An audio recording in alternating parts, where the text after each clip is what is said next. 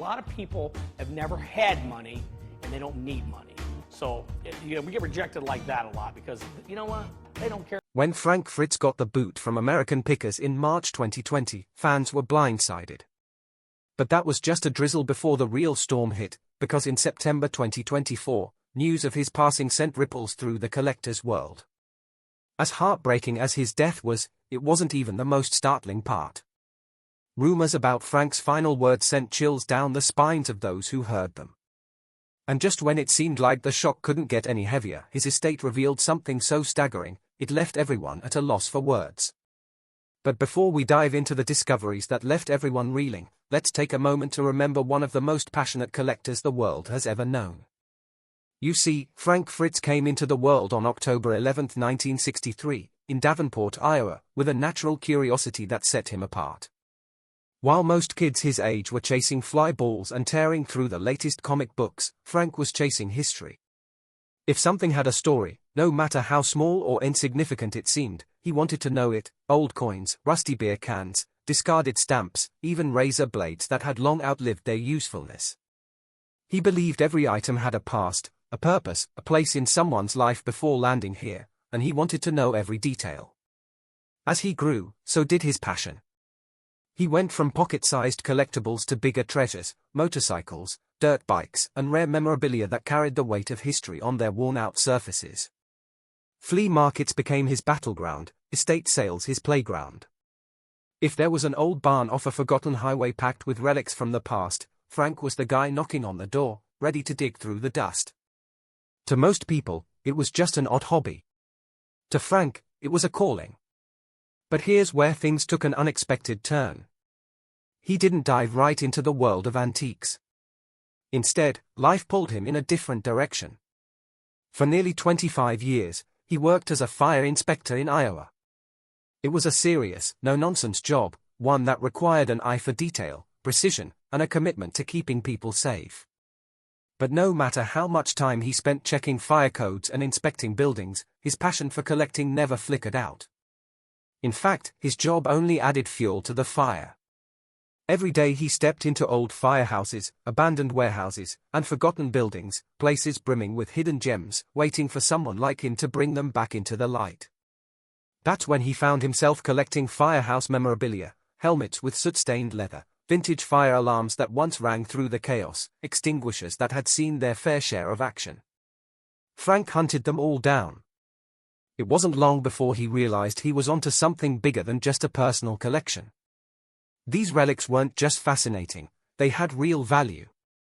So, he started buying and selling, slowly turning his passion into a side business. Soon enough, the idea of turning his passion into a career started creeping in. At this point, he had spent years working a steady job, but deep down, he knew where his heart was. Walking away from a stable job wasn't easy, but the pull of his true passion was stronger. So he took the leap. He opened Frank's Finds, a small antique shop specializing in fireman's gear and rare collectibles. At first, it was just a modest step towards something new. However, what he didn't know was that that little store was the foundation of a career that would soon catapult him into a world of treasure hunting adventure, and eventually, the kind of fame he never saw coming. Before American Pickers made Frank Fritz a familiar face, he was just a guy with an eye for hidden treasures and a love for the thrill of the hunt. But Frank wasn't alone in this passion. Another Iowa native, Mike Wolf, had the same obsession. They didn't start out as best friends, but their shared love for picking brought them together over time. Mike had the big vision. He saw picking as more than just a hobby. It was a way of life that could be turned into something massive. While Frank was happy running his shop, Frank's Finds, Mike was busy filming his treasure hunting adventures, pitching a TV show to anyone who would listen. It took some convincing, but eventually Frank signed on. What started as two guys hitting the road in search of forgotten relics turned into a reality TV juggernaut. When American Pickers premiered on the History Channel in 2010, it struck gold.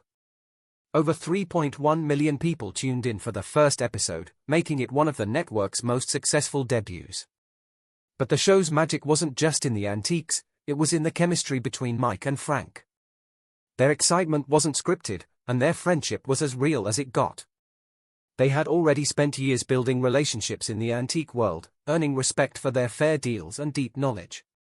Now, with cameras rolling, they were taking audiences along for the ride. Mike had the business instincts, always looking for the next big-ticket item. Frank, on the other hand, was the heart of the operation. He had a way of making people feel at ease, turning tense negotiations into friendly conversations. He wasn't just about the money, he genuinely cared about the stories behind the items they found. That authenticity made him a fan favorite. Whether he was geeking out over a vintage motorcycle or sharing a laugh with a seller, viewers saw someone who loved what he did. For over a decade, American Pickers was a must-watch. Week after week, Frank and Mike hit the road, digging through barns, garages, and junkyards in search of hidden treasures. With Danielle Colby holding down the fort at Antique Archaeology, the trio had a dynamic that just worked. They weren't just business partners, they were friends chasing their passion together. But no road trip lasts forever, and for Frank, the journey that once seemed endless took a turn no one expected. The first signs that something was off with American Pickers didn't spark immediate concern. Frank Fritz's last appearance aired in March 2020. But given the unpredictability of the world at the time, most viewers assumed he'd be back before long.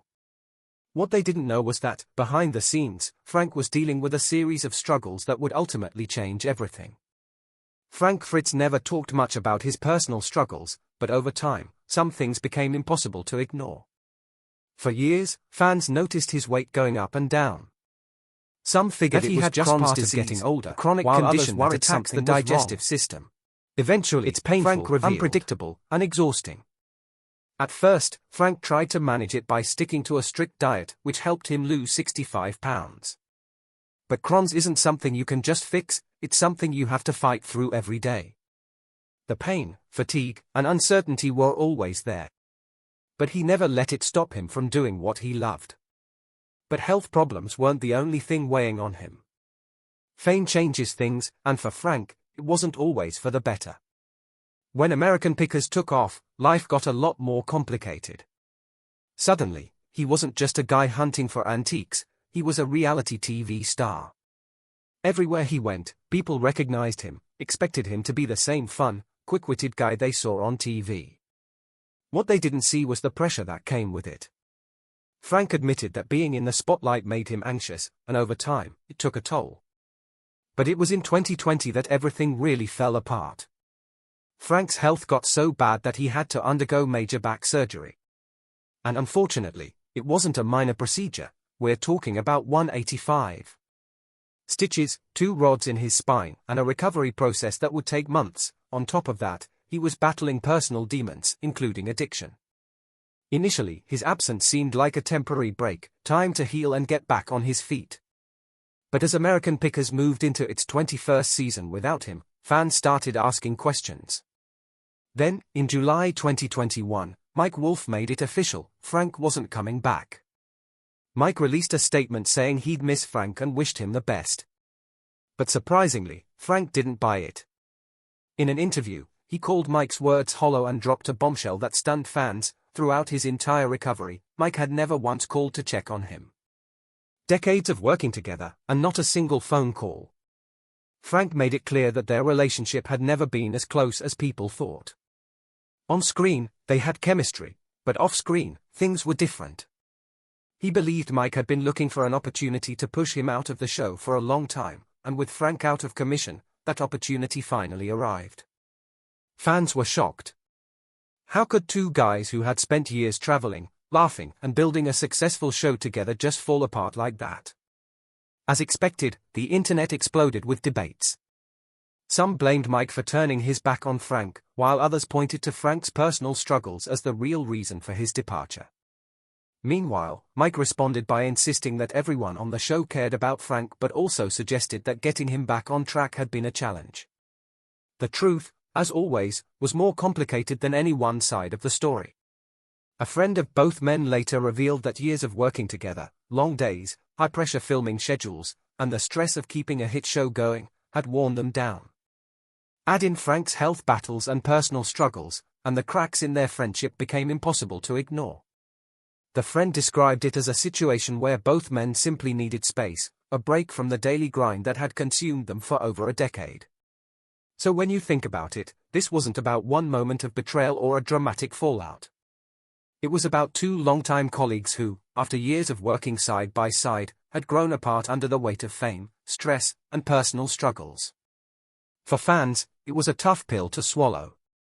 The show had made it feel like Frank and Mike would always be a team, but real life told a completely different story. Even after stepping away from television, Frank stayed deeply involved in the antiques world. He understood that the way people collected was changing. With more buyers turning to online shopping, he adapted, launching his own digital storefront and using social media to connect with collectors around the world. For Frank, it wasn't about staying relevant, it was about keeping the spirit of picking alive in a new era. But if there was one thing Frank loved just as much as antiques, it was motorcycles. His passion for bikes started young. One of his earliest big purchases was a 1964 Harley-Davidson, a bike that probably had his parents worried but cemented his love for vintage rides. Over the years, he built an impressive collection, filling an entire barn with rare and classic motorcycles. And he didn't just collect them, he shared his knowledge. In 2013, he wrote How to Pick Vintage Motorcycles, a book that broke down everything from spotting hidden gems to maintaining classic bikes. He even threw in a section on vintage toy motorcycles, proving that his love for collecting wasn't just about the big stuff, it was about the details, the craftsmanship, and the stories behind every piece. Beyond his own collection, Frank made it a point to give back to the antiques community. He teamed up with other experts to host antique fairs, exhibitions, and live events, helping connect collectors and dealers with the same passion he had. He also co-authored American Picker's Guide to Picking, offering fans a deeper look into the world of picking. What made Frank special wasn't just his eye for a great find, it was the way he made history feel exciting. Whether he was talking about a rusty gas pump or a forgotten toy from the 50s, he had a way of bringing the past to life. To him, picking wasn't just about buying and selling, it was about keeping stories alive, one treasure at a time. And while most people thought that his feud with Mike would continue for years, everything would change after tragedy struck. In July 2022, Frank's life took a devastating turn. He suffered a major stroke at home in Davenport, Iowa. By the time help arrived, he was unresponsive, and the situation was critical.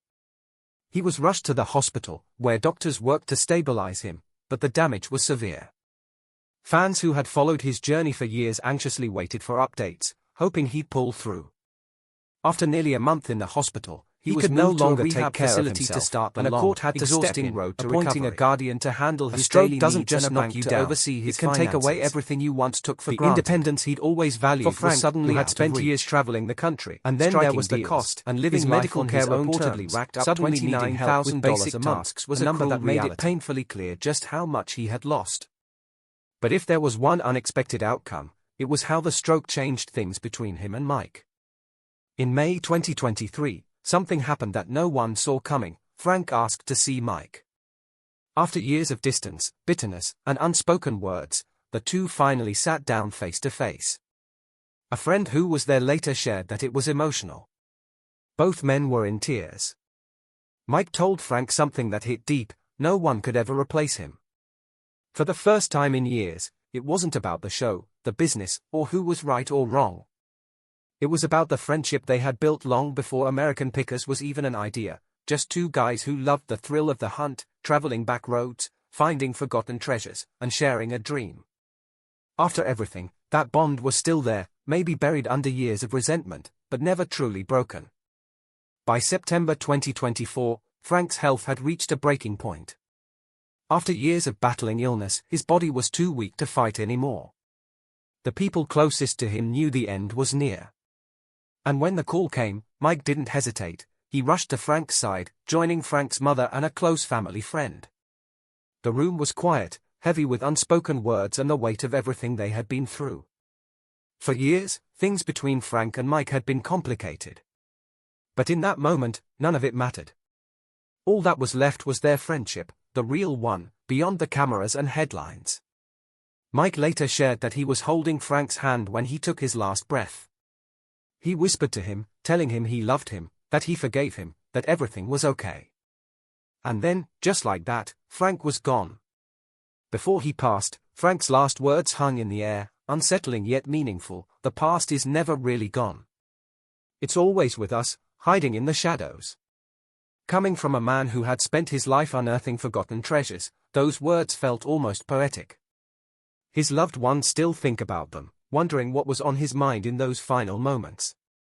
According to his death certificate, Frank's passing was a result of complications from his stroke. On top of that, he had been battling aortic stenosis, a condition that made even the simplest tasks, walking, breathing, standing, exhausting. His body had been through so much, fighting every step of the way, but in the end, it just couldn't hold on any longer. But while his passing marked the end of an era, what was found in his estate afterward was so shocking that even those closest to him could hardly believe it. You see, Frank's love for motorcycles was no secret, but what few realized was just how extensive his collection had become. After his passing, when the doors to his private garage were finally opened, what was inside shocked even those who knew him best. Row after row of vintage motorcycles filled the space, some carefully restored and gleaming under the lights, others covered in dust, waiting for their moment to shine again. There were rare Indian motorcycles, classic Harley-Davidsons, and custom choppers that had been meticulously collected over the years. Some bikes had been fully restored, while others sat in pieces, mid-project, proof of a passion that never faded. For Frank, these weren't just machines. They were memories, moments of adventure, and a testament to his dedication to the craft of picking. He had traveled the country to find them, spent years restoring them, and held onto them like treasured relics of a bygone era. The thought of them being sold off feels almost unthinkable to those who knew how much they meant to him. Yet according to sources, an auction is already in the works, one that will see every bike, every vintage sign, and every carefully preserved piece of history go under the hammer. But here's the part no one saw coming: the proceeds won't be going into a private estate or business fund. Instead, they'll be donated to charity, turning Frank's lifelong passion into one final act of generosity.